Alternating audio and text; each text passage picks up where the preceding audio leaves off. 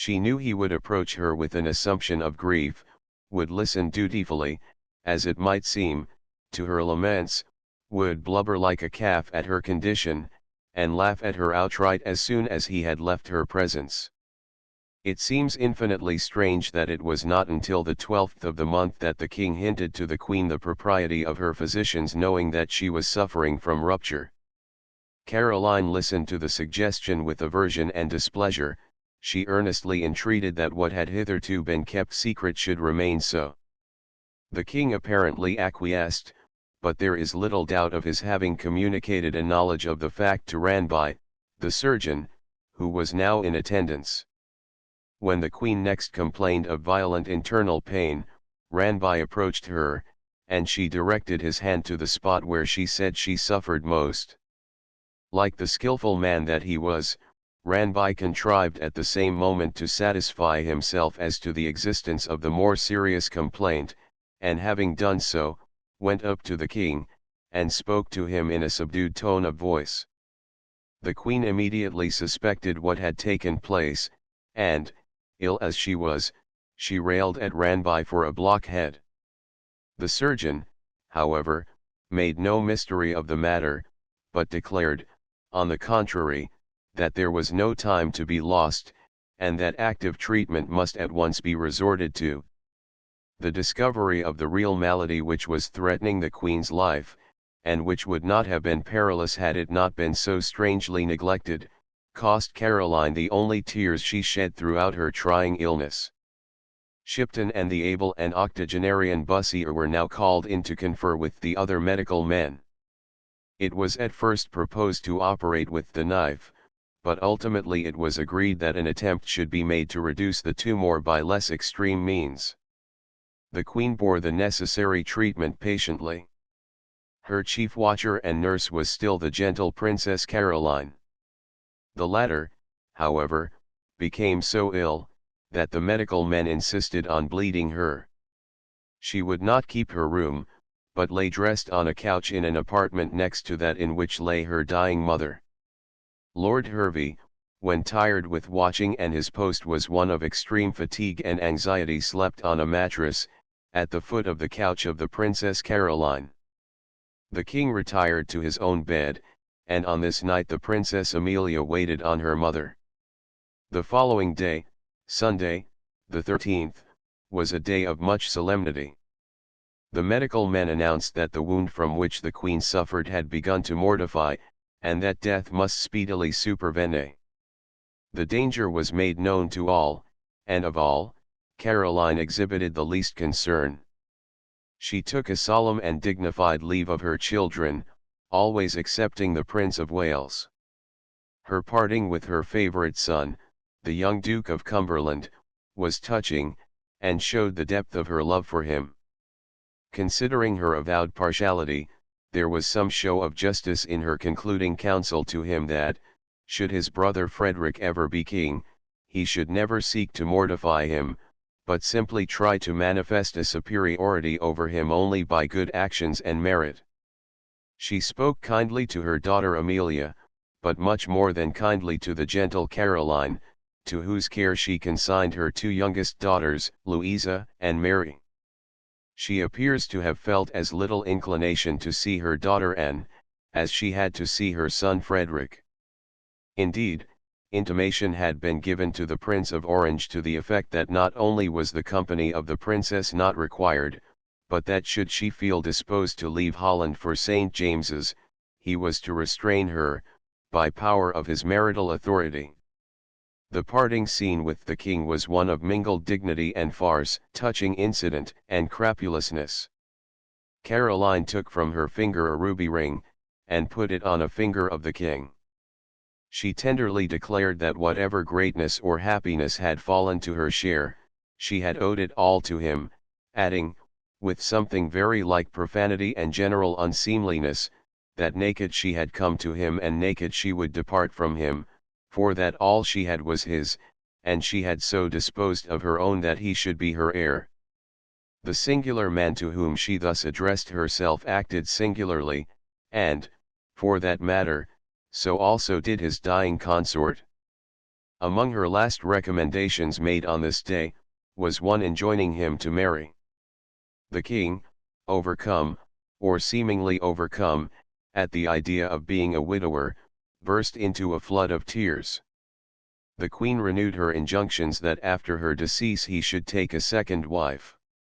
He sobbed aloud, but amid his sobbing he suggested an opinion that he thought that, rather than take another wife, he would maintain a mistress or two. "Eh, mon Dieu," exclaimed Caroline, "the one does not prevent the other. Cela n'empêche pas." A dying wife might have shown more decency, but she could hardly have been more complacent. Accordingly, when, after the above dignified scene had been brought to a close, the queen fell into a profound sleep, George kissed her unconscious cheeks 100 times over, expressed an opinion that she would never wake to recognition again, and gave evidence, by his words and actions, how deeply he really regarded the dying woman before him. It happened, however, that she did wake to consciousness again, and then, with his usual inconsistency of temper, he snubbed as much as he soothed her, yet without any deliberate intention of being unkind. She expressed her conviction that she should survive till the Wednesday. It was her peculiar day, she said. She had been born on a Wednesday, was married on a Wednesday, first became a mother on a Wednesday, was crowned on a Wednesday, and she was convinced she should die on a Wednesday. Her expressed indifference as to seeing Walpole is in strong contrast with the serious way in which she did hold converse with him on his being admitted to a parting interview. Her feeling of mental superiority over the king was exhibited in her dying recommendation to the minister to be careful of the sovereign. This recommendation being made in the sovereign's presence was but little relished by the minister, who feared that such a bequest, with the queen no longer alive to afford him protection, might ultimately work his own downfall. George, however, was rather grateful than angry at the queen's commission to Walpole, and subsequently reminded him with grave good humor, that he, the minister, required no protection, inasmuch as the queen had rather consigned the king to the protection of the minister, and his kindness to the minister seemed to increase for the queen's sake. The day, which opened with a sort of despair, closed with a faint prospect of hope. The surgeons declared that the mortification had not progressed, and Lord Hervey does not scruple to infer that it had never begun, and that the medical men employed were, like most of their colleagues, profoundly ignorant of that with which they professed to be most deeply acquainted.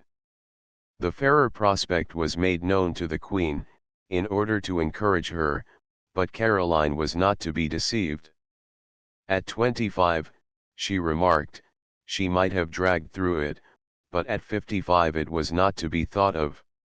She still superstitiously looked to the Wednesday as the term of her career. All access to the palace had been denied alike to the Prince of Wales and to those who frequented his court, but in the confusion which reigned at St. James's some members of the prince's family, or following, did penetrate to the rooms adjacent to that in which lay the royal sufferer, under pretence of an anxiety to learn the condition of her health. Caroline knew of this vicinity, called them ravens waiting to see the breath depart from her body, and insisted that they should not be allowed to approach her nearer. Ample evidence exists that the conduct of the Prince of Wales was most unseemly at this solemn juncture. "We shall have good news soon," he was heard to say, at Carlton House, "we shall have good news soon, she can't hold out much longer." There were people who were slow to believe that a son could exult at the idea of the death of his mother. These persons questioned his favourite, Lady Archibald Hamilton, as to the actual conduct and language adopted by him, and at such questions the mature mistress would significantly smile, as she discreetly answered, "Oh, he is very decent." The prospect of the Queen's recovery was quite illusory and short-lived. She grew so rapidly worse, that even the voices of those around her appeared to disturb her, and a notice was pinned to the curtain of her bed, enjoining all present to speak only in the lowest possible tones. Her patience, however, was very great. She took all that was offered to her, however strong her own distaste, and when operations were proposed to her, she submitted at once, on assurance from the king that he sanctioned what the medical men proposed. She did not lose her sprightly humor even when under the knife, and she once remarked to Ranby, when she was thus at his mercy, that she dared say he was half sorry it was not his own old wife he was thus cutting about. But the flesh will quiver where the pincers tear, and even from Caroline terrible anguish would now and then extort a groan. She bade the surgeons, nevertheless, not to heed her silly complaints, but to do their duty irrespective of her grumbling. All this time there does not appear to have been the slightest idea in the mind either of the sufferer or of those about her that it would be well were Caroline enabled to make her peace with God. The matter, however, did occupy the public thought, and public opinion pressed so strongly, that, rather than offend it, Walpole himself recommended that a priest should be sent for. The recommendation was made to the Princess Amelia, and in the obese minister's usual coarse fashion. It will be quite as well, he said, that the farce should be played. The Archbishop of Canterbury, Potter, would perform it decently, and the princess might bid him to be as short as she liked. It would do the Queen neither harm nor good, and it would satisfy all the fools who called them atheists, if they affected to be as great fools as they who called them so. Dr. Potter accordingly was summoned. He attended morning and evening. The king, to show his estimation of the person and his sacred office, invariably kept out of his wife's apartment while the archbishop was present. What passed is not known, but it is clear that the primate, if he prayed with the queen, never administered the sacrament to her. Was this caused by her irreconcilable hatred against her son? It is said that Her Majesty's Mistress of the Robes, Lady Sundon, had influenced the Queen to countenance none but the heterodox clergy. Her conduct in her last moments was consequently watched with mingled anxiety and curiosity by more than those who surrounded her. The public generally were desirous of being enlightened on the subject. The public soon learned, indirectly at least, that the Archbishop had not administered to the Queen the solemn rite. On the last time of his issuing from the royal bedchamber, he was assailed by the courtiers with questions like this: "My lord, has the Queen received?" All the answer given by the primate was, "Gentlemen, Her Majesty is in a most heavenly frame of mind." This was an oracular sort of response, and it may be said that if the Queen was in a heavenly frame of mind, she must have been at peace with her son, as well as with all men, and therefore in a condition to receive the administration of the rite with profit and thankfulness. It was known, moreover, that the Queen was not at peace with her son, and that she had not received, she, therefore, could not have been, as the Archbishop described her, in a most heavenly frame of mind. All that the public knew of her practical piety was, that the Queen had been accustomed, or said she had been accustomed, to read a portion of Butler's Analogy every morning at breakfast. It was of this book that Bishop Hoadley remarked, that he could never even look at it without getting a headache. Meanwhile, the king, who kept close in the palace, not stirring abroad, and assembling around him a circle of hearers, expatiated at immense length upon the virtues and excellences of the companion who was on the eve of departure from him. There was no known or discoverable good quality which he did not acknowledge in her, not only the qualities which dignify woman, but those which elevate men. With the courage and intellectual strength of the latter, she had the beauty and virtue of the former. He never tired of this theme, told it over again and again, and ever at an interminable length. The most singular item in his monster dissertation was his cool assurance to his children and friends that she was the only woman in the world who suited him for a wife, and that, if she had not been his wife, he would rather have had her for his mistress than any other woman he had ever seen or heard of. This was the highest possible praise such a husband could bestow, and he doubtless loved his wife as well as a husband, so trained, could love a consort. His own sharp words to her, even in her illness, were no proof to the contrary, and amid tokens of his uncouth tenderness, observing her restless from pain, and yet desirous of sleep, he would exclaim, "How the devil can you expect to sleep when you never lie still a moment?" This was meant for affection, so, too, was the remark made to her one morning when, on entering her room, he saw her gazing, as invalids are wont to gaze, idly on vacancy, with lackluster eye. He roughly desired her to cease staring in that disagreeable way, which made her look, he said, with refined gallantry, just like a calf with its throat cut.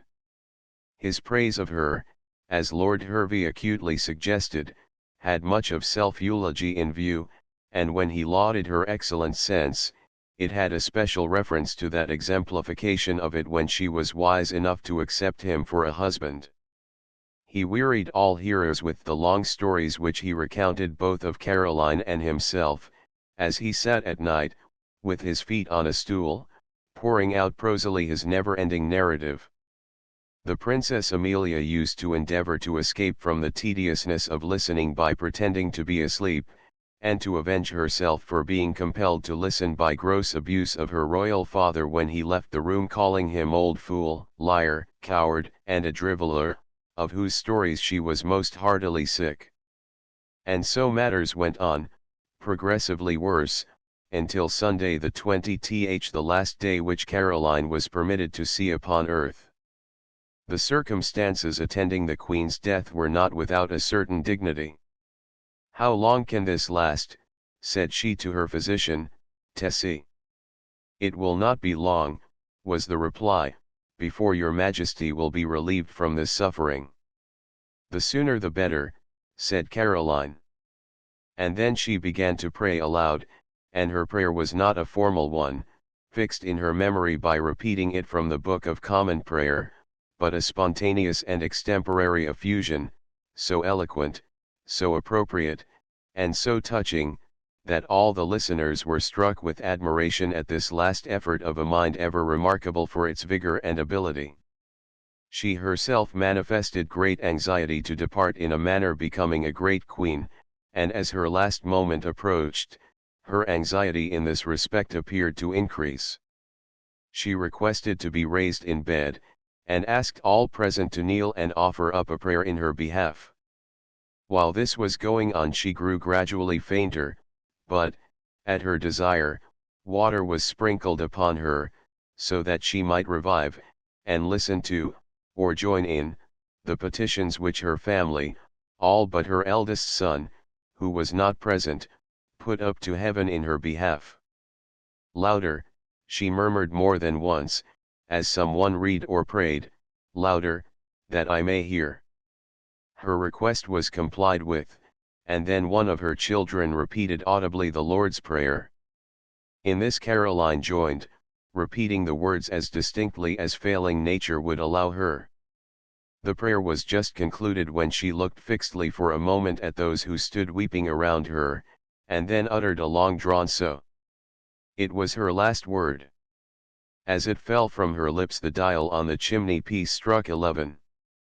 She calmly waved her hand of farewell to all present and to the world, and then tranquilly composing herself upon her bed, she breathed a sigh, and so expired. Thus died Caroline, and few queens of England have passed away to their account with more of mingled dignity and indecorum. On Thursday, the 15th of November 1757, Sir Robert Walpole wrote as follows to his brother Horace: "The Queen was taken ill last Wednesday. It was explicitly declared and universally believed to be gout in the stomach. The case was thought so desperate that Sir Hans Sloane and Dr. Hulse were on Friday sent for, who totally despaired.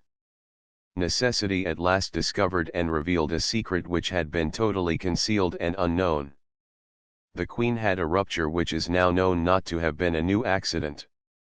But will it ever be believed that a life of this importance should be lost, or run thus near, by concealing human infirmities. To these accounts of the Queen's illness it may be added that Nichols, in his reminiscences, says that Dr. Sands suggested that a cure might be effected by injecting warm water, and that Dr. Hulse approved of the remedy and method. It was applied, with no one present but the medical men just named, and though it signally failed, they pronounced it as having succeeded. Their terror was great, and when they passed through the outer apartments, where the Duke of Newcastle congratulatingly hugged Hulse, on his having saved the Queen's life, the doctor struggled with all his might to get away, lest he should be questioned upon a matter which involved, perhaps, more serious consequences than he could, in his bewilderment, then accurately calculate. The Princess Caroline, as soon as the Queen had apparently passed away, put a looking-glass to her lips, and finding it unsullied by any breath, calmly remarked, "'Tis over," and thenceforward ceased to weep as she had done while her mother was dying. The King kissed the face and hands of his departed consort with unaffected fervour. His conduct continued to be as singular as ever. He was superstitious and afraid of ghosts, and it was remarked on this occasion, that he would have people with him in his bedroom, as if their presence could have saved him from the visitation of a spirit. In private, the sole subject of his conversation was Caroline. He loved to narrate the whole history of her early life and his own, their wooing and their wedding, their joys and vexations. In these conversations he introduced something about every person with whom he had ever been in anything like close connection. It was observed, however, that he never once mentioned the name of his mother, Sophia Dorothea, or in any way alluded to her. He purposely avoided the subject, but he frequently named the father of Sophia, the Duke of Zell, who, he said, was so desirous of seeing his grandson grow up into an upright man, that the Duke declared he would shoot him if George Augustus should prove a dishonest one. Amid all these anecdotes, and tales, and reminiscences, and praises, there was a constant flow of tears shed for her who was gone. They seemed, however, to come and go at pleasure, for in the very height of his mourning and depth of his sorrow, he happened to see Horace, the brother of Sir Robert Walpole, who was weeping for fashion's sake, but in so grotesque a manner, that when the King beheld it, he ceased to cry, and burst into a roar of laughter. Lord Hervey foretold that his grief would not be of a lasting quality, and, in some degree, he was correct. It must be confessed, however, that the King never ceased to respect the memory of his wife. Walpole only thought of how George might be ruled now that the Queen was gone, and he speedily fixed upon a plan. He had been accustomed, he said, to side with the mother against the mistress. He would now, he added, side with the mistress against the children. He it was, who proposed that Madame Walmoden should now be brought to England, and, in a revoltingly coarse observation to the Princess Caroline, he recommended her, if she would have any influence with her father, to surround him with women, and govern him through them.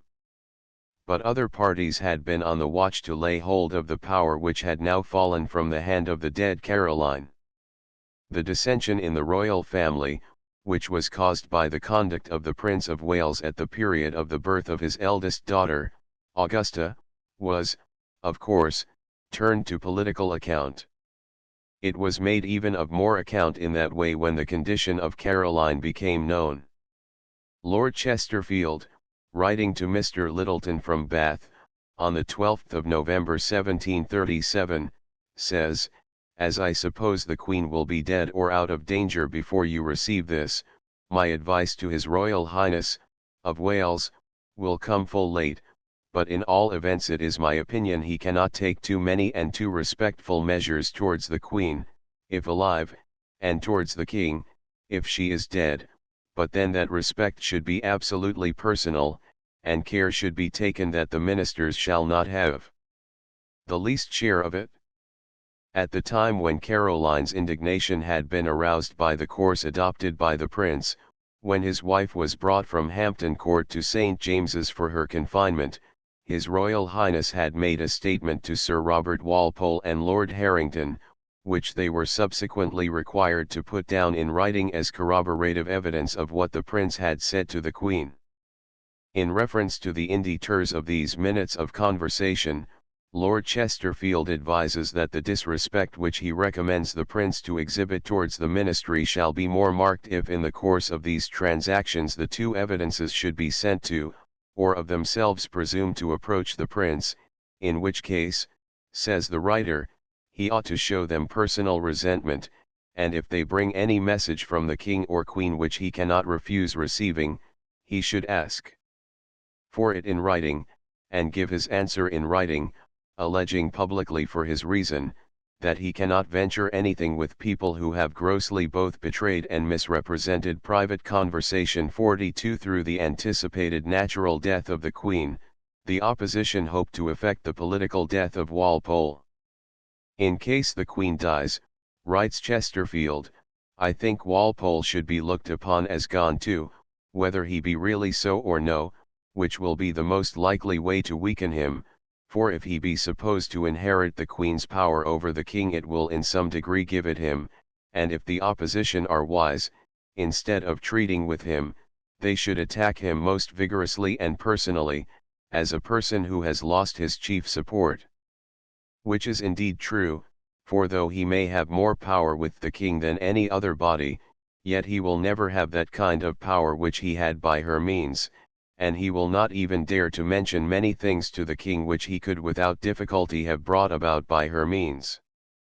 Pray present my most humble duty to His Royal Highness, concludes the writer, and tell him that upon principles of personal duty and respect to the King and Queen, if alive, he cannot go too far, as, on the other hand, with relation to the ministers, after what has passed he cannot carry his dignity too high. The same strain is continued in a second letter, wherein it is stated with respect to the anticipated death of the Queen, it is most certain that Sir Robert must be in the utmost distress, and can never hope to govern the King as the Queen governed him, and he adds, in a postscript, we have a prospect of the Claude Lorraine kind before us, while Sir Robert's has all the horrors of Salvator Rosa. If the Prince would play the rising sun, he would gild it finely, if not, he will be under a cloud, which he will never be able hereafter to shine through. Finally, exclaims the eager writer, instill this into the woman, meaning by the latter the Prince of Wales's favourite, Lady Archibald Hamilton, who had filled, says Lord Mahone, the whole of his little court with her kindred. According to Horace Walpole, whenever Sir William Stanhope met anybody at Carlton House whom he did not know, he always said, your humble servant, Mr. or Mrs. Hamilton. A fortnight after Chesterfield contemptuously calls Lady Archibald the woman, he begins to see the possibility of her rising to the possession of political influence, and he says to Mr. Littleton, pray, when you see Lady Archibald, assure her of my respects, and tell her that I would trouble her with a letter myself, to have acknowledged her goodness to me, if I could have expressed those acknowledgments to my own satisfaction, but not being able to do that, I only desire she would be persuaded that my sentiments with regard to her are what they ought to be. 43 In such wise did great men counsel and intrigue for the sake of a little preeminence, which never yet purchased or brought with it the boon of happiness. Chapter 9. Caroline, Her Times and Contemporaries. Whiston patronized by Queen Caroline, his boldness and reproof of the Queen, vanity of the poet young punished Dr. Potter, a high churchman, a benefice missed masquerades denounced by the clergy, anger of the court, Warburton, a favourite of the Queen, Butler's analogy, her ordinary companion, rise of Secker, the Queen's regard for Dr. Berkeley, her fondness for witnessing intellectual struggles between Clarke and Leibniz, character of Queen Caroline by Lord Chesterfield, the King encouraged in his Wickedness by the Queen, general grossness of manners the King managed by the Queen, feeling exhibited by the King on sight of her portrait the Duchess of Brunswick's daughters, standard of morality low, ridicule of Marlborough by Peterborough, morality of General Cadogan, anecdote of General Webb, Lord Cobham, dishonourable conduct of Lord Stair, General Hawley and his singular will, disgraceful state of the prisons, and cruelty to prisoners, roads bad and ill lighted, brutal punishment, insolent treatment of a British naval officer by the Sultan, brutality of a mob, encroachment on Hyde Park by Queen Caroline, ambitious projects of Princess Anne, eulogy on the Queen, the children of King George and Queen Caroline, verses on the Queen's death. Much has been said, and many opposite conclusions drawn, as to the religious character of Caroline. In our days, such a woman would not be allowed to wear the reputation of being religious. In her days, she may with more justice have been considered so. And yet she was far below a standard of much elevation. When we hear her boasting, or rather asserting, as convinced of the fact that she had made it the business of her life to discharge her duty to God and man in the best manner she was able, we have no very favorable picture of her humility, though at the same time we may acquit her of hypocrisy. Her patronage of the well-meaning but mischievous, the learned but unwise Whiston is quite sufficient to condemn her in the opinion of many people. Here was a man who had not yet, indeed, left the Church of England for the Baptist community, because the Athanasian Creed was an offence to him, but he had pronounced Prince Eugene to be the man foretold in the Apocalypse as the destroyer of the Turkish Empire, had declared that the children of Joseph and Mary were the natural brothers and sisters of Christ, set up a heresy in his primitive Christianity revived, made open profession of Arianism, boldly made religious prophecies which were falsified as soon as made, and, more innocently, translated Josephus, and tried to discover the longitude. Caroline showed her admiration of heterodox Whiston by conferring on him a pension of £50 a year, and as she had a regard for the mad scholar, she paid him with her own hand, and had him as a frequent visitor at the palace. The King was more guarded in his patronage of Whiston, and one day said to him, as King, Queen, and preacher were walking together in Hampton Court Gardens, that his opinions against Athanasianism might certainly be true, but perhaps it would have been better if he had kept them to himself. Now Whiston was remarkable for his wit and his fearlessness, and looking straight in the face of the man who was king by right of the Reformation, and who was the temporal head of the Church and, ex officio, defender of the faith, he said, "If Luther had followed such advice, I should like to know where your Majesty would have been at the present moment." "Well, Mr. Whiston," said Caroline, "you are, as I have heard it said you were, a very free speaker. Are you bold enough to tell me my faults?" "Certainly," was Whiston's reply. "There are many people who come every year from the country to London upon business. Their chief, loyal, and natural desire is to see their king and queen.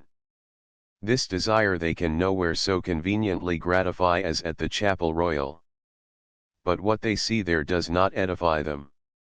They behold your Majesty talking, during nearly the whole time of service, with the king and talking loudly. This scandalizes them, they go into the country with false impressions, spread false reports, and effect no little mischief." The Queen pleaded that the King would talk to her, acknowledged that it was wrong, promised amendment, and asked what was the next fault he descried in her. "Nay, madam," said he, "it will be time enough to go to the second when your Majesty has corrected the first." What Caroline said of her consort was true enough. At chapel, the King, when not sleeping, would be talking. Dr. Young thought, by power of his preaching, to keep him awake, but the King, on finding that the new chaplain was not giving him what he loved, a short, good sermon, soon began to exhibit signs of somnolency. Young exerted himself in vain, and when his Majesty at length broke forth with a snore, the poet-preacher felt his vanity so wounded that he burst into tears.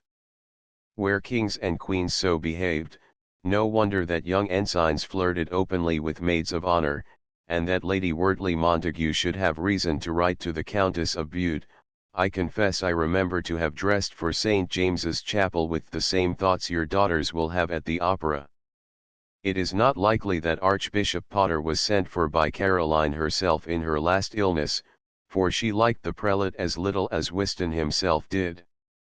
But Potter, the first of scholars, in spite of the sneers of Academical Parr, was, although a staunch Whig, and esteemed by Caroline and her consort for his sermon preached before them at their coronation, yet a very high churchman, one who put the throne infinitely below the altar, and thought kings very far indeed below priests. This last opinion, however, was very much modified when the haughty prelate, son of a Wakefield linen draper, had to petition for a favor. His practice, certainly, was not perfect, for he disinherited one son, who married a dowerless maiden out of pure love, and he left his fortune to the other, who was a profligate and squandered it. But even Caroline could not but respect Potter for his jealousy with regard to the worthily supplying of church benefices. Just after the Queen had congratulated him on being elected to the highest position in the Church of England, Potter called on a clerical relative, to announce to him the intention of his kinsman to confer on him a valuable living. The Archbishop unfortunately found his reverend cousin busily engaged at skittles, and the prelate came upon him just as the apostolic player was aiming at the center pin, with the remark, "Now for a shy at the head of the church." He missed his pin, and also lost his preferment. Neither of their majesties, however, thought Potter justified in withholding a benefice on such slight grounds of offense. Neither George nor Caroline approved of clergymen of any rank inveighing against amusements. I may cite, as a case in point, the anger with which the king, in his heart, visited Gibson, Bishop of London, for denouncing masquerades, and for getting up an episcopal address to the throne, praying for the entire abolition of such pernicious diversions. The son of Sophia Dorothea was especially fond of masquerades, and his indignation was great at hearing them denounced by Gibson. This boldness shut the latter out from all chance of succeeding to Canterbury. Caroline looked with some favour, however, on this zealous and upright prelate, and her minister, Walpole, did nothing to obstruct the exercise of his great ecclesiastical power. "Gibson is a pope," once exclaimed one of the Low Church courtiers of Caroline's coterie. "True," was Walpole's reply, "and a very good pope too." It must be confessed, nevertheless, that the church and religion were equally in a deplorable state just previous to the demise of Caroline. That ingenious and learned Northumbrian, Edward Grey, published anonymously, the year before the Queen's death, a work upon the miserable and distracted state of religion in England upon the downfall of the Church established. A work, however, published the same year, and which much more interested the Queen, was Warburton's famous Alliance between Church and State. This book brought again into public notice its author, that William Warburton, the son of a Newark attorney, who himself had been lawyer and usher, had denounced Pope as an incapable poet, and had sunk into temporary oblivion in his Lincolnshire rectory at Brant Broughton. But his alliance between Church and State brought him to the notice of Queen Caroline, to whom his book and his name were introduced by Dr. Hare, the Bishop of Chichester. Caroline liked the book and desired to see the author, but her last fatal illness was upon her before he could be introduced, and Warburton had to write many books and wait many years before he found a patron in Murray, Lord Mansfield, who could help him to preferment. Queen Caroline made of Butler's Analogy of Religion, natural and revealed, to the Constitution and Course of Nature a sort of light reading book, which was the ordinary companion of her breakfast table. Caroline may have liked to dip into such profound fountains, but I doubt whether she often looked into the analogy, as it was not published till 1736, when her malady was increasing, and her power to study a work so abstruse must have been much diminished. Still she admired the learned divine, who was the son of a wanted shopkeeper, and who was originally a Presbyterian dissenter, a community for which German Protestant princes and princesses have always entertained a considerable regard. Caroline did not merely admire Butler because high churchmen looked upon him, even after his ordination, as half a dissenter. She had admired his Rolls sermons, and when Secker, another ex-Presbyterian whom Butler had induced to enter the church, introduced and recommended him to Queen Caroline, she immediately appointed him clerk of the closet. It could have been very little before this, that Secker himself, who had been a Presbyterian, a doctor, a sort of sentimental vagabond on the continent, and a freethinker to boot, had been, after due probation and regular progress, appointed rector of St. James's. Walpole declares that Secker owed this preferment to the favor of the Queen, and Secker's biographers cannot prove much to the contrary. At the period of Caroline's death he was Bishop of Bristol, and that high dignity he is also said to have owed to the friendship of Caroline. I wish it were only as true, that when the Prince of Wales was at enmity with the King and Queen, and used to attend St. James's Church, his place of residence being at Norfolk House, in the adjacent square, I wish, I say, it were true that Secker once preached to the Prince on the text, "Honor thy father and mother." The tale, however, is apocryphal, but it is true that the Prince himself, at the period of the family quarrel, was startled, on entering the church, at hearing Mr. Bonney, the clerk in orders, rather pointedly beginning the service with, "I will arise, and go to my father, and will say unto him, Father, I have sinned, and see." But, perhaps, of all the members of the church, Caroline felt regard for none more than for Berkeley. He had been an active divine long, indeed, before the Queen visited him with her favor. His progress had been checked by his sermons in favor of passive obedience and non-resistance, sermons which were considered not so much inculcating loyalty to Brunswick as denouncing the revolution which opened to that house the way to the throne. Berkeley had also incurred no little public wrath by destroying the letters which Swift's Vanessa had bequeathed to his care, with a sum of money for the express purpose of their being published. But, on the other hand, he had manifested in various ways the true spirit of a Christian and a philosopher, and had earned immortal honor by his noble attempt to convert the American savages to Christianity. But it was his Minute Philosopher, his celebrated work, the object of which was to refute scepticism, that gained for him the distinction of the approval of Caroline. The expression of such approval is warrant for the Queen's sincerity in the cause of true religion. So delighted was the Queen with this work, that she procured for its author his nomination to the bishopric of Cloyne. Never was reward more nobly earned, more worthily bestowed, or more gracefully conferred. It did honor alike to the Queen and to Berkeley, and it raised the hopes of those who were ready to almost despair of Christianity itself, when they saw that religion yet had its great champions to uphold her cause, and that, however indifferent the King might be to the merits of such champions, the Queen herself was ever eager to acknowledge their services and to recompense them largely as they merited. In controversial works, however, Caroline always delighted. She had no greater joy in this way than setting Clarke and Leibniz at intellectual struggle, watching the turns of the contest with interest, suggesting, amending, adding, or diminishing, and advising every well-laid blow, by whichever antagonist it was delivered. It may be asked, was there not in all this rather more love of intellectual than of religious pursuits? The reader must judge. Caroline loved the broad English comedy of her time, and saw no harm in the very broadest.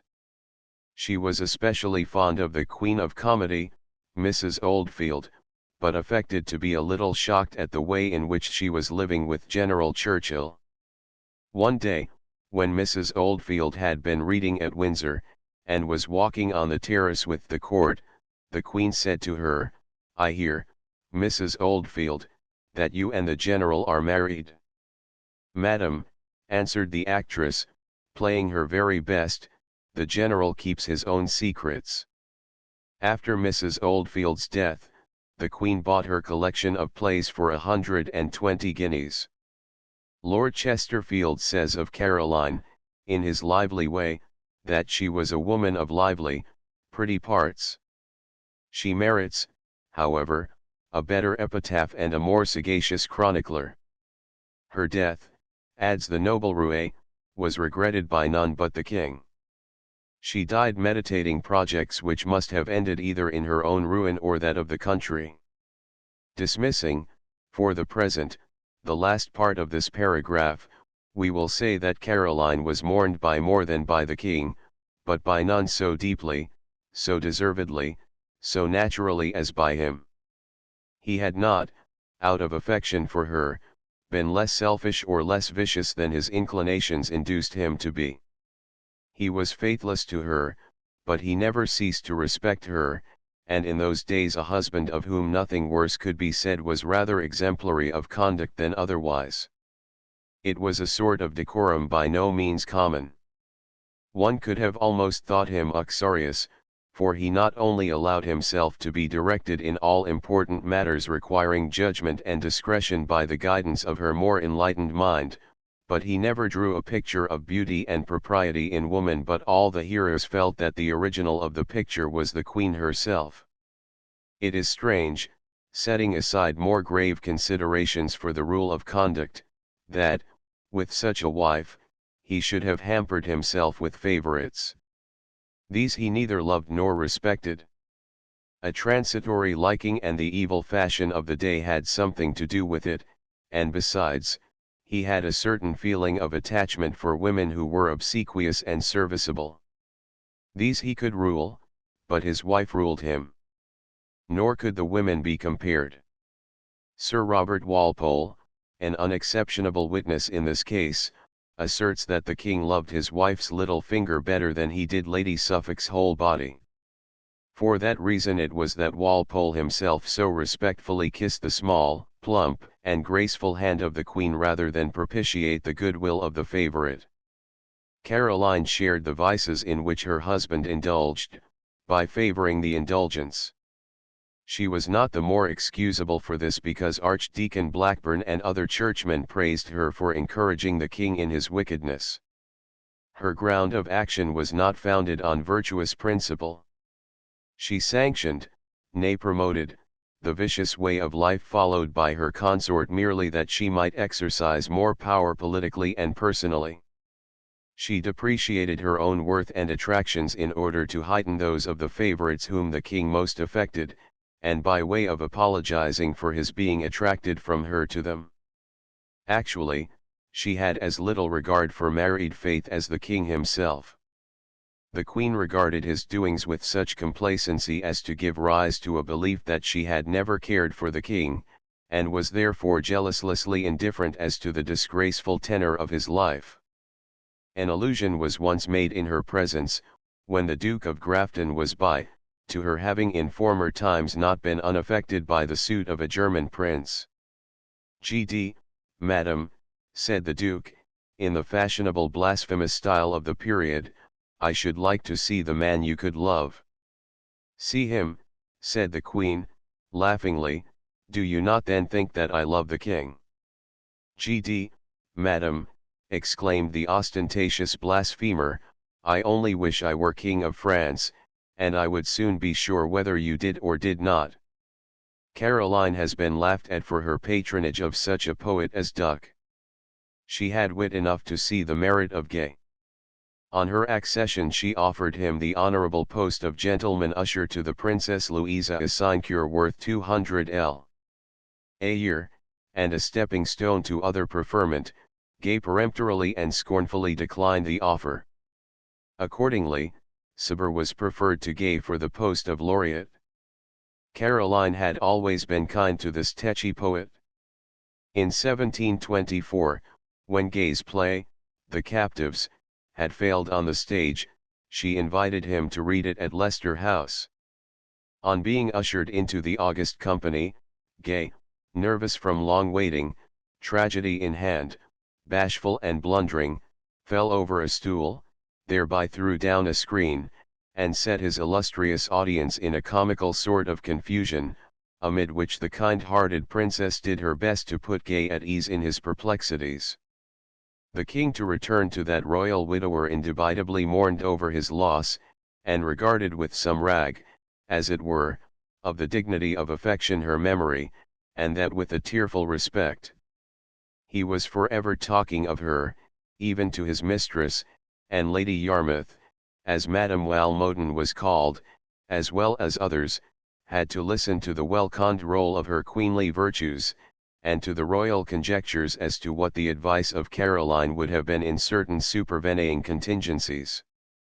There was something noble in his remark, on ordering the payment to be continued of all salaries to her officers and servants, and all her benefactions to benevolent institutions, that, if possible, nobody should suffer by her death but himself.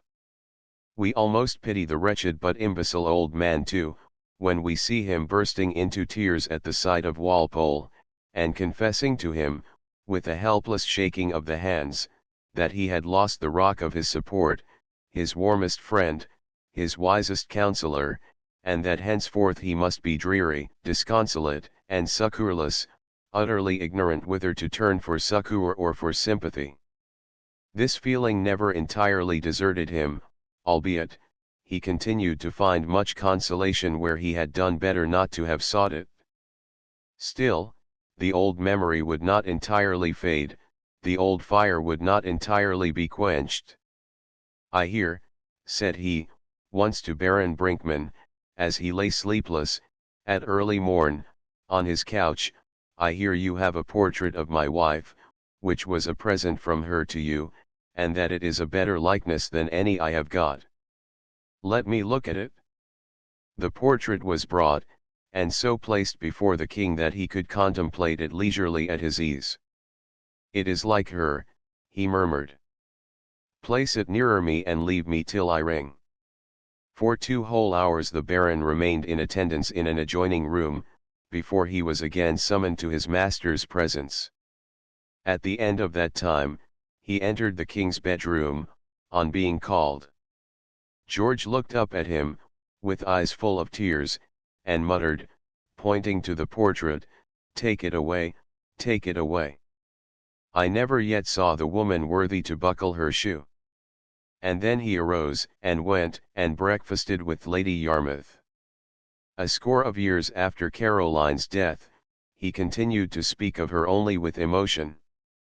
His vanity, however, disposed him to be considered gallant to the last. In 1755, being at Hanover, he was waited upon by the Duchess of Brunswick-Wolfenbüttel and all her unmarried daughters. The provident and maternal Duchess had an object, and she was not very far from accomplishing it. The king considered all these young ladies with the speculative look both of a connoisseur and an amateur. He was especially struck by the beauty of the eldest, and he lost no time in proposing her as a match to his grandson and heir apparent, George, Prince of Wales, then in his minority. The prince, at the prompting of his mother, very peremptorily declined the honor which had been submitted for his acceptance, and the young princess, her mother, and King George were all alike profoundly indignant. "Oh," exclaimed the latter with ardent eagerness, to Lord Waldegrave, "oh, that I were but a score of years younger, this young lady should not then have been exposed to the indignity of being refused by the Prince of Wales, for I would then myself have made her Queen of England. That is to say, that if the young Princess of Brunswick-Wolfenbüttel could only have been introduced to him while he was sitting under the shadow of the great sorrow which had fallen upon him by the death of Caroline, he would have found solace for his grief by offering her his hand.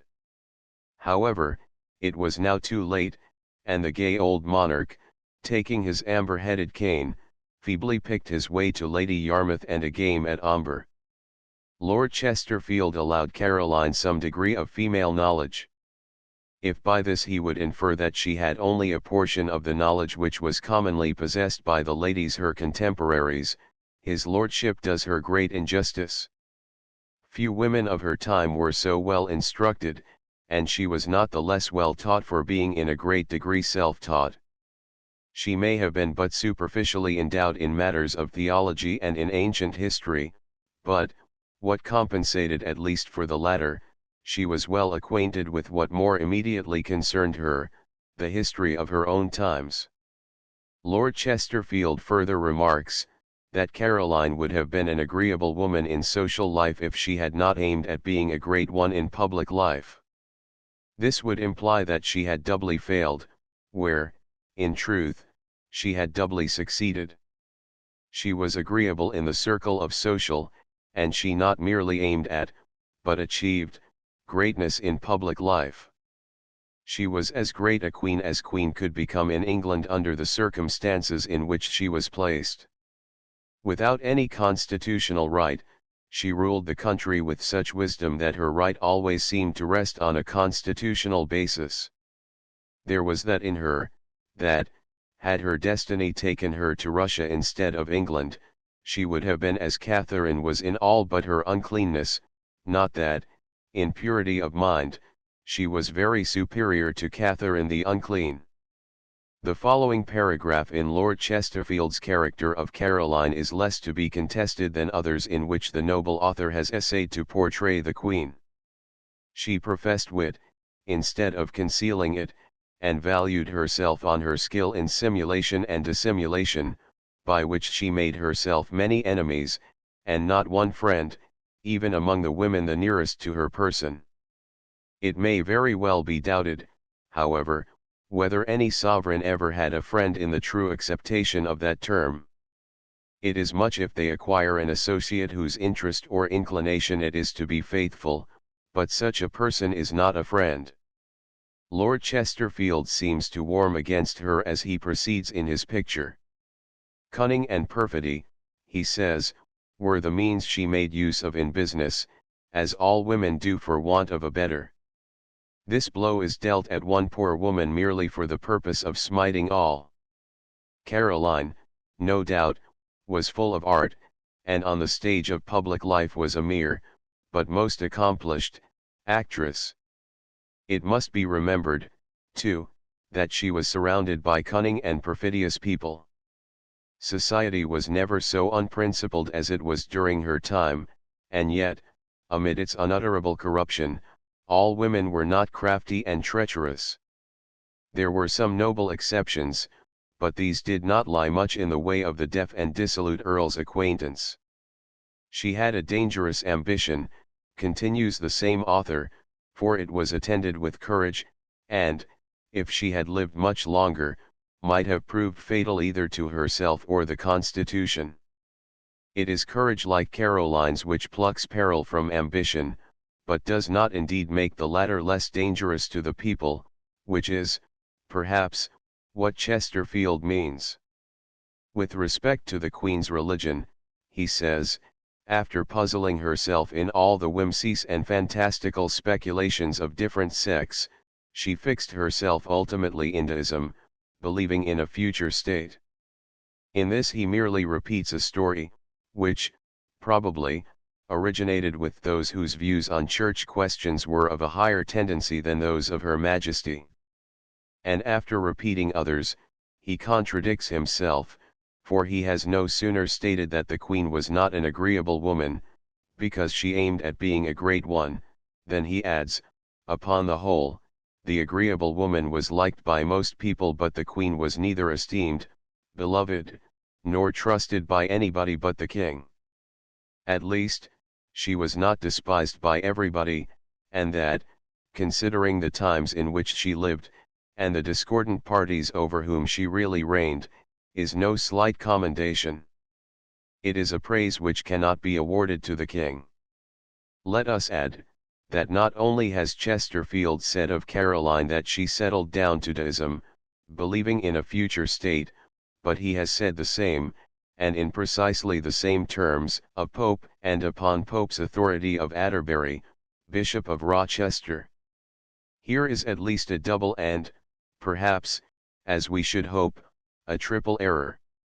The popular standard of morality was deplorably low throughout the reigns of the first two Georges.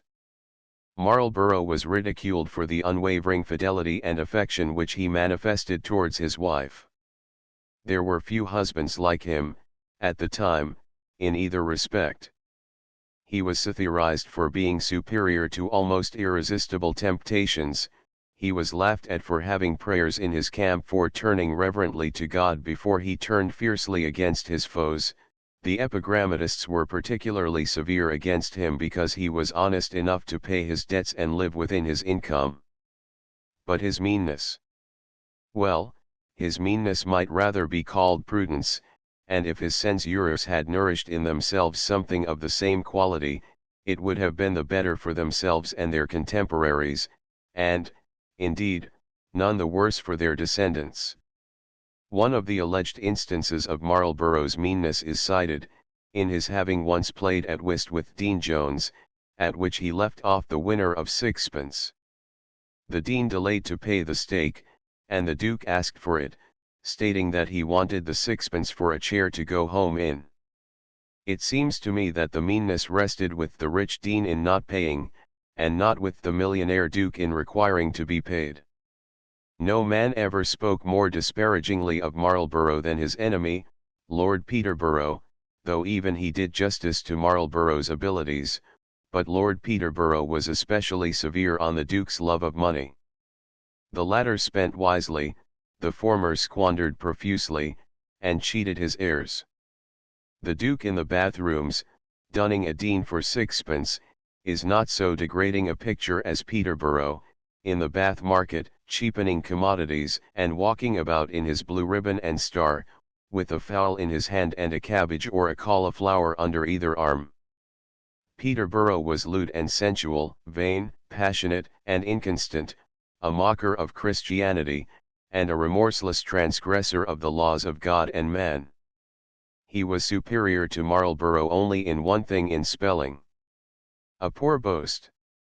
Compare the Duke, leading a well-regulated life, and walking daily with his God, to Peterborough, whose only approaches to religion consisted in his once going to hear Penn preach, because he liked to be civil to all religions, and in his saying of Fenelon that he was a delicious creature, but dangerous, because acquaintance with him was apt to make men pious.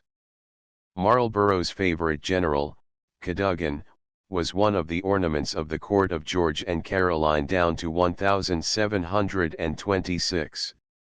They had reason to regard him, for he was a staunch Whig, although, as a diplomatist, he perilled what he was commissioned to preserve.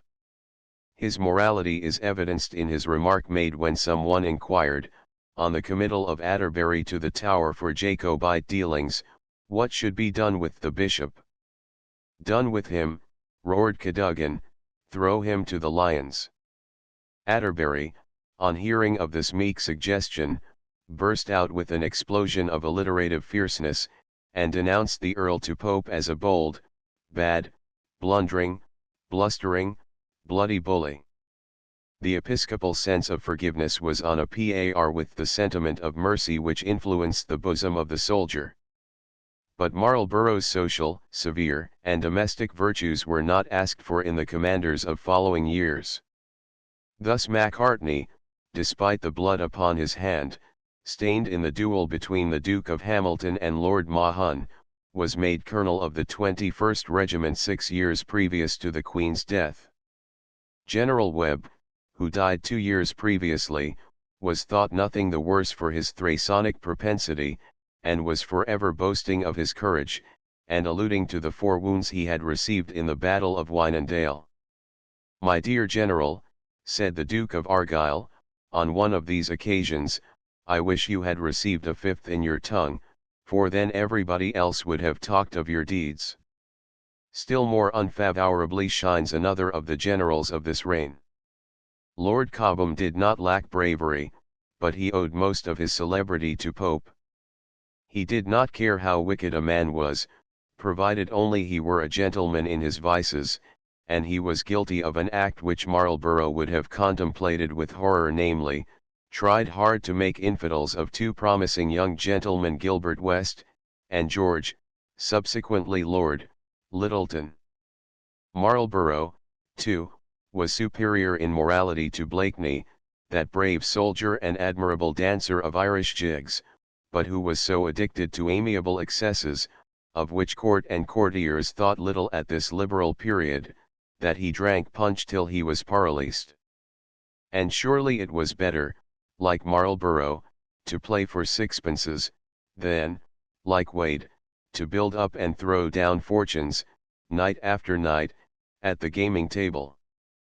But there was a more celebrated general at the court of the second George than the road-constructing Wade. John Dalrymple, Earl of Stair, was one of those men in high station whose acts tend to the will or woe of inferior men who imitate them. Stair was forever gaily allowing his expenditure to exceed his income. His sense of honor was not so keen but that he would go in disguise among the Jacobites, profess to be of them, and betray their confidence. And yet even Lord Stair could act with honest independence. He voted against Walpole's excise scheme, in 1733, although he knew that such a vote would cost him all his honours. He was accordingly turned out from his post of Lord High Admiral for Scotland. Caroline was angry at his vote, yet sorry for its consequences. "Why," said she to him, "why were you so silly as to thwart Walpole's views?" "Because, madam," was the reply, "I wished you and your family better than to support such a project."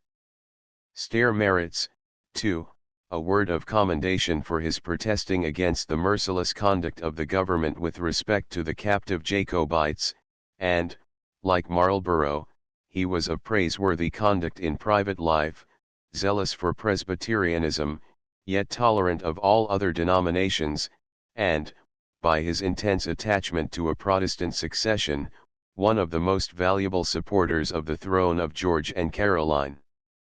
Both the men were consistent, but equal praise cannot be awarded to another good soldier of the period.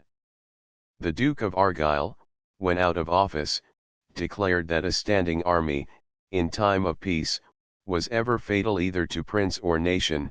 Subsequently, when in office, he as deliberately maintained that a standing army never had in any country the chief hand in destroying the liberties of the state. This sort of disgraceful versatility marked his entire political career, and it is further said of him that he was meanly ambitious of emolument as a politician, and contemptibly mercenary as a patron. He had, however, one rare and by no means unimportant virtue. The strictest economy was enforced in his household, and his tradesmen were punctually paid once a month. This virtue was quite enough to purchase sneers for him in the cabinet of King George and the court of Queen Caroline.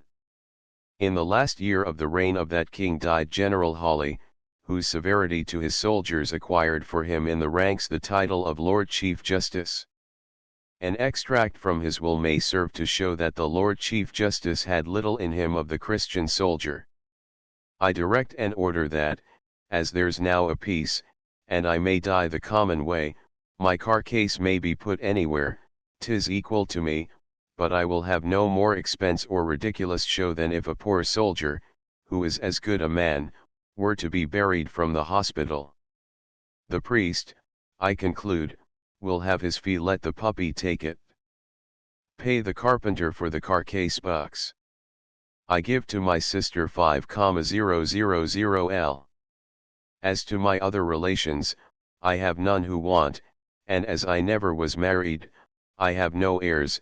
I have, therefore, long since taken it into my head to adopt one son and heir, after the manner of the Romans, who I hereafter name, N.C.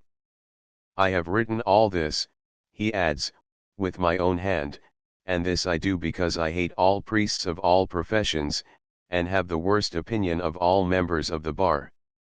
Having glanced at these social traits of men who were among the foremost of those who were above the rank of mere courtiers around the throne of the husband of Caroline, let us quit the palace, and seek for other samples of the people and the times in the prisons, the private houses, and the public streets. With regard to the prisons, it is easier to tell than to conceive the horrors even of the debtors' prisons of those days.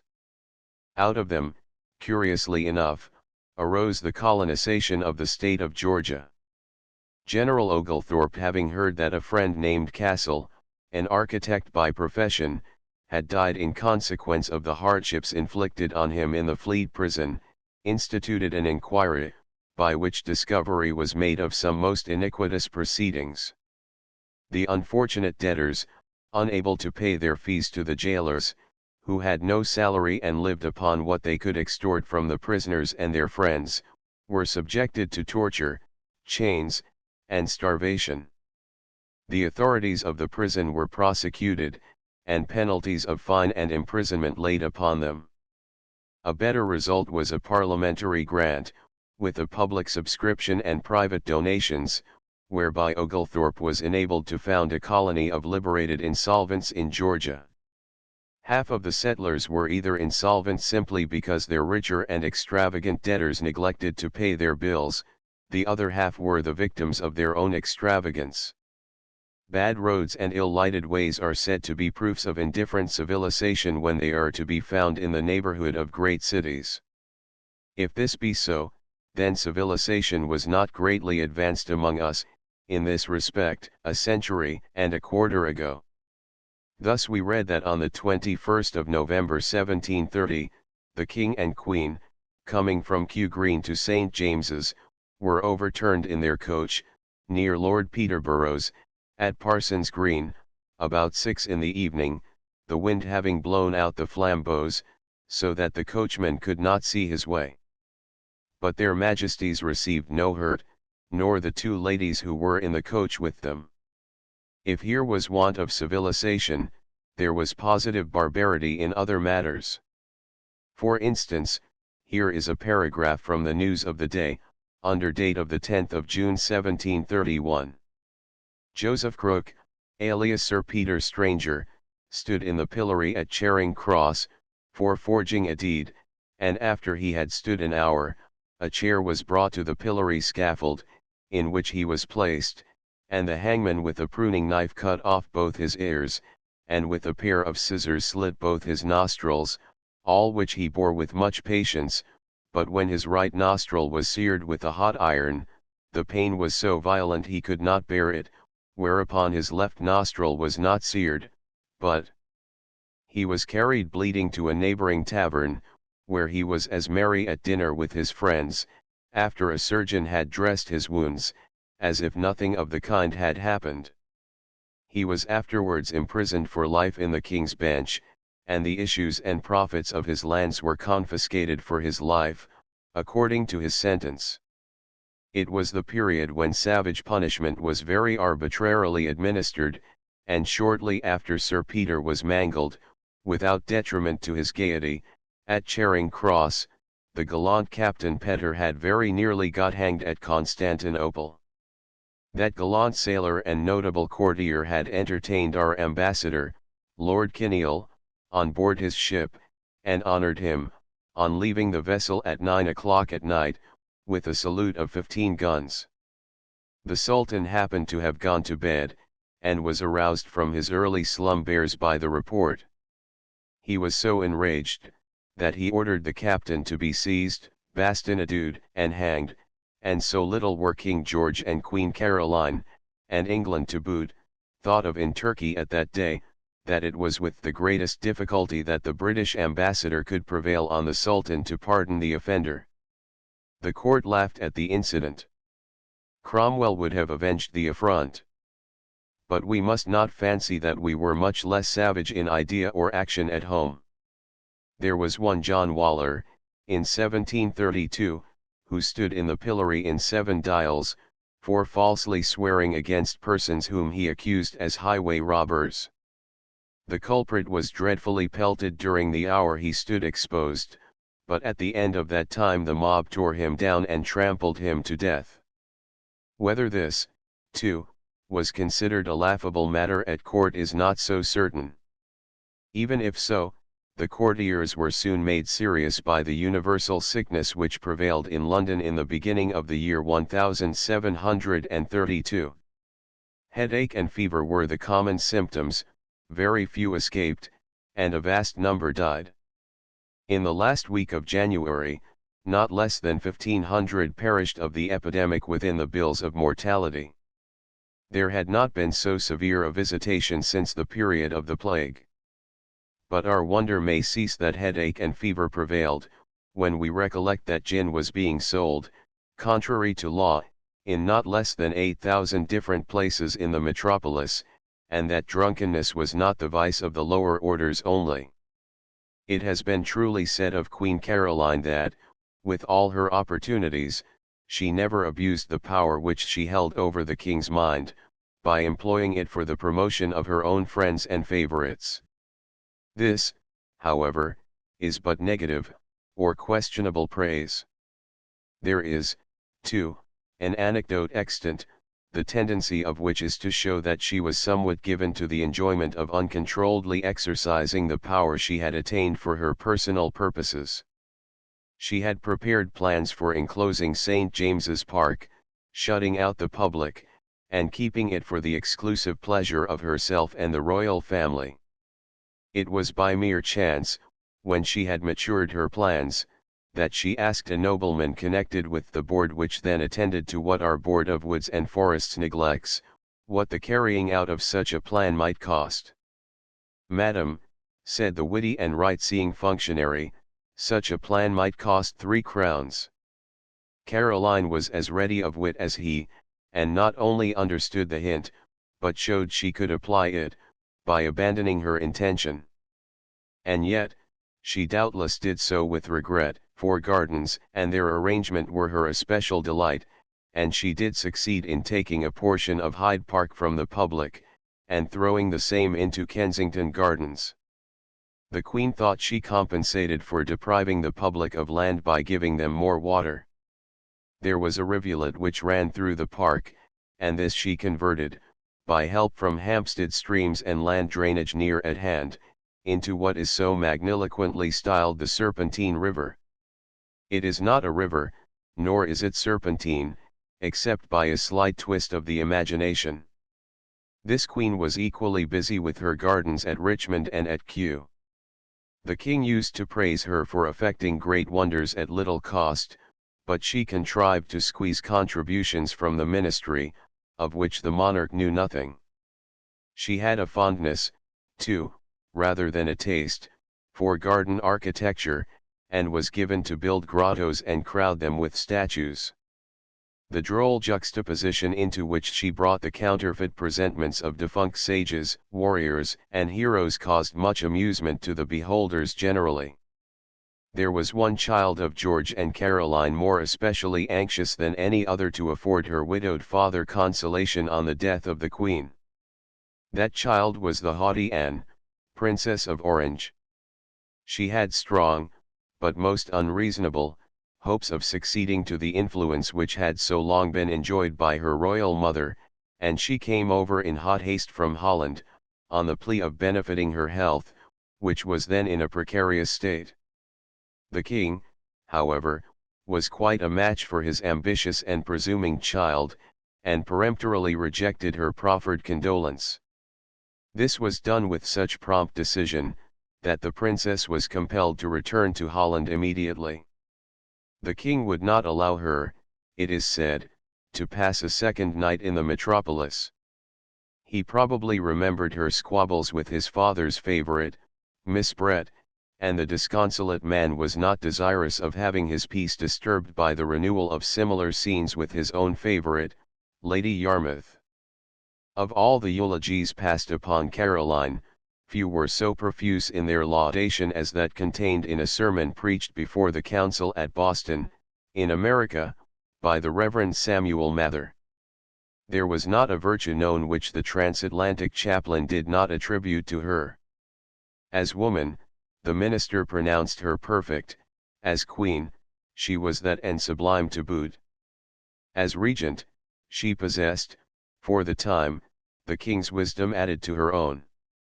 Good Mr. Mather, too, is warrant for the soundness of her faith, and he applied to her the words in Judith, there was none that gave her an ill word, for she feared God greatly.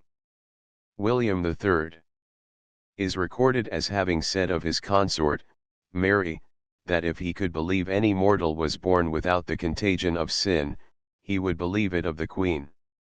Upon citing which passage, the Bostonian exclaims, and oh, gracious Caroline, thy respected consort was ready to make the same observation of thee, so pure, so chaste, so religious wast thou, and so in all good things exemplary, amidst the excesses of a magnificent court, and in an age of luxury and wantonness. And he thus proceeds, the pious queen was constant at her secret devotions, and she loved the habitation of God's house, and from regard to the divine institutions, with delight and steadiness attended on them. And as she esteemed and practiced every duty of piety towards the Almighty, so she detested and frowned on every person and thing that made but an appearance of what was wicked and impious. As she performed every duty incumbent on her towards her beloved subjects, so she deeply reverenced the king, and while his majesty honors her and will grieve for her to his last moments, her royal offspring rise up and call her blessed. 7 are the children, said the preacher, which she has left behind her. These, like the noble Roman Cornelia, she took to be her chief ornaments. Accordingly, it was both her care and her pleasure to improve their minds and form their manners, that so they might hereafter prove blessings to the nation and the world. What a lovely, heavenly sight must it have been to behold the majestic royal matron, with her faithful and obsequious offspring around her. So the planetary orbs about the sun gravitate towards it, keep their proper distance from it, and receive from it the measures of light and influence respectively belonging to them. Such was, fatal grief, such was the late most excellent Queen.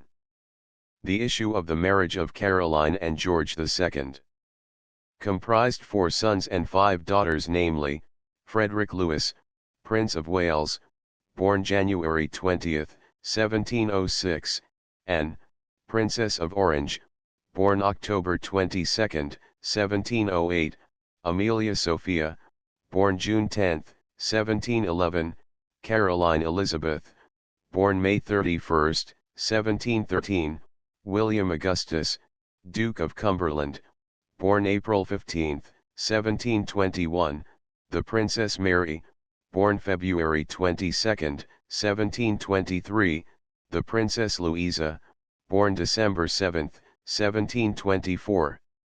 All these survived the Queen. There was also a prince born in November 1716, who did not survive his birth, and George William, Duke of Gloucester, born November 2, 1717, who died in February of the year following. At the funeral of Caroline, which was called decently private, but which was, in truth, marked by much splendor and ceremony, not the king, but the Princess Amelia, acted as chief mourner, and the anthem, The Ways of Zion Do Mourn, was set to music by Mr. Handel. Of all the verses poured out on the occasion of her death, 2 specimens are subjoined. They show how the Queen was respectively dealt with by the Democritus and Heraclitus of her subjects. Here lies, lamented by the poor and great, prop of the Church, and glory of the state, a woman, late a mighty monarch's queen, above all flattery, and above all spleen, loved by the good, and hated by the evil, pursued, now dead, by satire and the devil. With steadfast zeal, which kindled in her youth, a foe to bigotry, a friend to truth, too generous for the lust of lawless rule, nor persecutions, nor oppression's tool, in Locke's, in Clarke's, in Hoadley's paths she trod, nor feared to follow where they followed God. To all obliging and to all sincere, wise to choose friendships, firm to persevere, free without rudeness, great without disdain, an hypocrite in naught but hiding pain. To courts she taught the rules of just expense, joined with economy, magnificence, attention to a kingdom's vast affairs, attention to the meanest mortal's cares, profusion might consume, or avarice hoard, 'twas hers to feed, unknown, the scanty board. Thus, of each human excellence possessed, with as few faults as attend the best, dear to her Lord, to all her children dear, and, to the last her thought, her conscience clear, forgiving all, forgiven and approved, to peaceful worlds her peaceful soul removed. The above panegyric was drawn up as a reply to an epitaph of another character, which was then in circulation, from the pen of a writer who contemplated his subject in another point of view. It was to this effect: here lies unpitied, both by church and state, the subject of their flattery and hate, flattered by those on whom her favors flowed, hated for favors impiously bestowed, who aimed the church by churchmen to betray, and hoped to share in arbitrary sway. In Tyndall's and in Hoadley's paths she trod, an hypocrite in all but disbelief in God. Promoted luxury, encouraged vice, herself a sordid slave to avarice. True friendship's tender love ne'er touched her heart, falsehood appeared in vice disguised by art. Fawning and haughty, when familiar, rude, and never civil seemed but to delude. Inquisitive in trifling, mean affairs, heedless of public good or orphans' tears, to her own offspring mercy she denied, and, unforgiving, unforgiven died. Chapter X: The Reign of the Widower. Success of Admiral Vernon. Royal visit to Bartlemy Fair. Party spirit runs high about the King and Prince. Lady Pomfret the Mad Duchess of Buckingham. Anecdote of Lady Sundon. Witty remark of Lady Mary Wortley. Fracas at Kensington Palace. The Battle of Dettingen. A precocious child. Marriage of Princess Mary. A new opposition. Prince George. Lady Yarmouth installed at Kensington. Death of Prince Frederick. Conduct of the King on hearing of this event. Bub Dodington's extravagant grief. The funeral scant. Conduct of the widowed princess. Opposition of the prince to the king. Not undignified Jacobite epitaph on the prince. The prince's rebuke for frivolous jeer on Lady Huntingdon. The prince's patronage of literary men. Lady Archibald Hamilton, the prince's favorite. The prince and the Quakers. Anecdote of Prince George. Princely appreciation of Lady Huntingdon. The era of peace ended with Caroline. Walpole endeavored to prolong the era, but Spanish aggressions against the English flag in South America drove the ministry into a war. The success of Vernon at Portobello rendered the war highly popular. The public enthusiasm was sustained by Anson, but it was materially lowered by our defeat at Cartagena, which prepared the way for the downfall of the minister of Caroline. Numerous and powerful were the opponents of Walpole, and no section of them exhibited more fierceness or better organization than that of which the elder son of Caroline was the founder and great captain. Frederick, however, was versatile enough to be able to devote as much time to pleasure as to politics. As the Roué Duke of Orleans, when regent, and indeed before he exercised that responsible office, was given to stroll with his witty but graceless followers, and a band of graceful but witless ladies, through the fairs of Saint Laurent and Saint Germain, tarrying there till midnight to see and hear the drolleries of Punch and the plays of the puppets, so the princes of the royal blood of England condescended, with much alacrity, to perambulate Bartholomew Fair, and to enjoy the delicate amusements then and there provided. An anonymous writer, some 30 years ago, inserted in the New European magazine, from an older publication, an account of a royal visit, in 1740, to the ancient revels of Saint Bartholomew.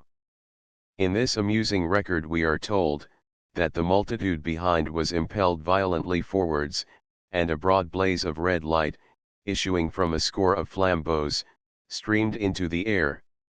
Several voices were loudly shouting, "Room there for Prince Frederick, make way for the prince," and there was that long sweep heard to pass over the ground which indicates the approach of a grand and ceremonious train.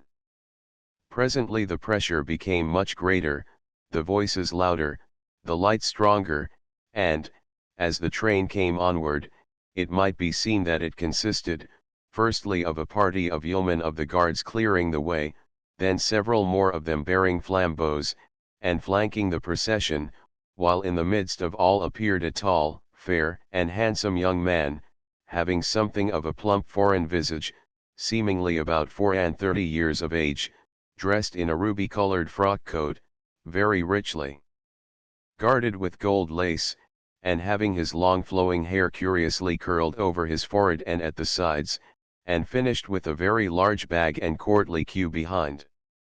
The air of dignity with which he walked, the blue ribbon and star and garter with which he was decorated, the small, three-cornered, silk court hat which he wore while all around him were uncovered, the numerous suite, as well of gentlemen as of guards, which marshalled him along, the obsequious attention of a short stout person who, by his flourishing manner, seemed to be a player, all these particulars indicated that the amiable Frederick, Prince of Wales, was visiting Bartholomew Fair by torchlight, and that Manager Rich was introducing his royal guest to all the amusements of the place.